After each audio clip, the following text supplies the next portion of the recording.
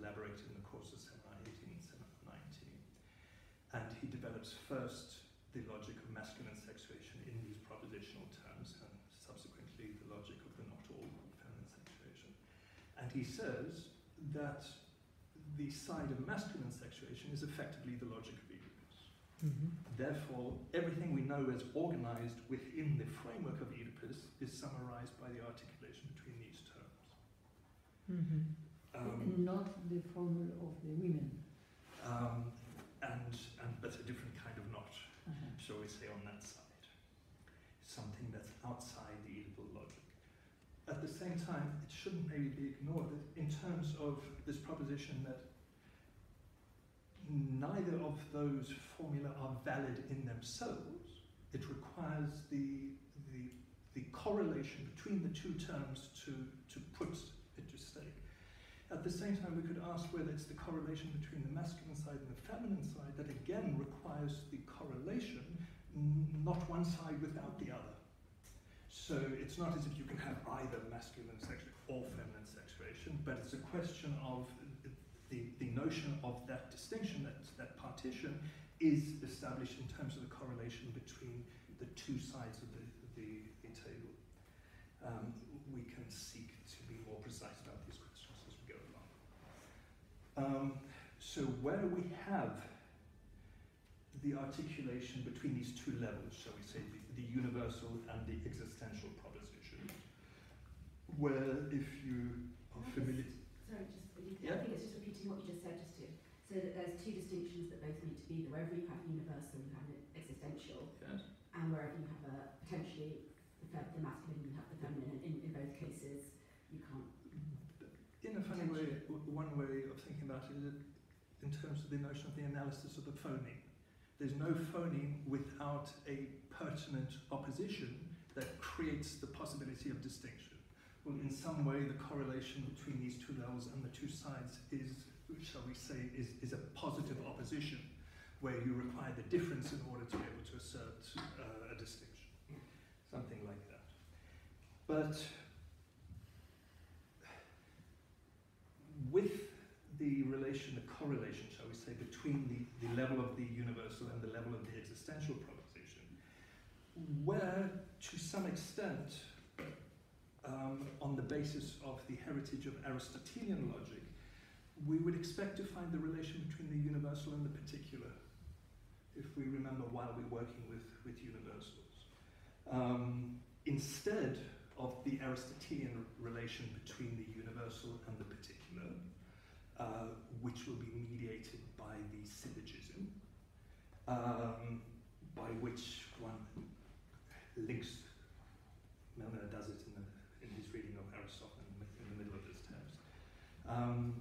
Instead, we have a different working of the status of the universal in relation to an existential proposition that stands as an exception, hence supporting the distinction between two modes of the universal, one limited and one unlimited. Roughly, we've touched on the logic of masculine sexuation, and most of all the role of the exception. Somewhere Milner touches on the phrase, it's the exception that proves the rule. Well, we could say it's the exception that supports the rule of the father. Let's put it this way. So it's the exception not just as limiting the status of the all, but in constituting the all as a whole, as a closed set. And most of all, two parts of the function of the exception. One, in constituting the universal as a closed set, this on the side of masculine, Oedipal logic, but also as the condition of the application of that function on all the elements within the set. So it's not simply that the exception supports the rule, it also applies the rule, or it's the condition for the application of the rule to every element that falls within that function. And there's more to be extracted from those two aspects of the status of the exception in the Oedipal logic. On the one hand, the whole Russellian paradoxes of logic, about the status of the exception that stands outside the set, and paradoxically provides the condition for the closure of that, for the constitution of the set outside which it stands. But also the second step as then providing the condition for the application of the function within the set to each and every element that lies within it. You could say on the masculine side, it's the logic of paternal exception, underlying the logic of masculine sexuation, that allows the identification of all and each of the members of that set as masculine. So it underlies the stability of the identity predicates of the elements of the set, as well as being the foundation for the application of the law of prohibition within that set. This, to some extent, is the bridge from the Oedipal logic of sexuation to, let's say, the political logic of sovereignty, which the clearest reference there is to the work of Carl Schmitt, the legal theorist of Nazi Germany. Sovereign is he who decides on the state of exception.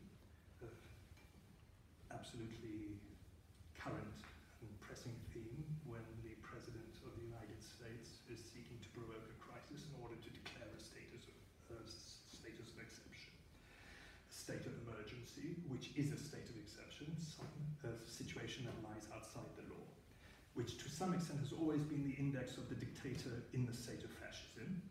His word is law, but he is positioned outside the law. A lot of these questions, the reading of Carl Schmitt's work, particularly the political theology, and the notion of sovereign and the basis of legitimacy of sovereign and sovereign law, is carried out by Agamben in his book Homo Sacer. And you see very clearly that it's using the template of Oedipal logic and the logic of the exception to pursue one version of attempting to ground the legitimacy of the law, which unfortunately turns out to be the grounding for fascism as well. We can contrast this with the feminine side, the side of feminine sexuality, where we see sketched out the place for the formulation of the unlimited all, founded on the basis for the inscription of a subject as woman, where once again, although the negation then comes to rest on the quantifier all at the universal level, is in fact modulated by the role of the existential quantifier. There is no X such that not X, the role of negation on the existential side. In other words, there is no instance of the suspension of that function, which provides the basis for a form of the proposition said of all, but without limit. Or as Milner puts it, beyond the universal and beyond Oedipus, where the term not all is applied to a form of unlimited all, which to some extent is the open series without, shall we say, law formation. There are a multitude of further elaborations and precisions, directions we could take some of these questions. But perhaps what's most important to highlight is what Milner formulates as the decisive step in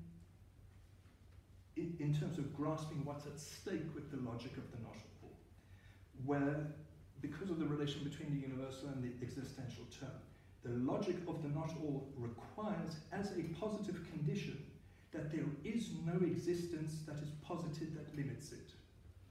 So that's the negation of the existential formula on the feminine side, that no existence be posed that limits it.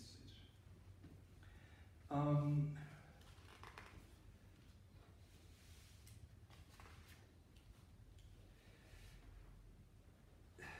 the basis of some of the work that we did last year on the sketching out the basis for the question of totalitarianism, we might suggest that this distinction between the two modalities of the all, and in particular, this modification of the existential qualifier on the side of the not all, that there be no existence that opposes it or limits it, would help us to clarify or give us a minimal conceptual and operative distinction between fascism and totalitarianism.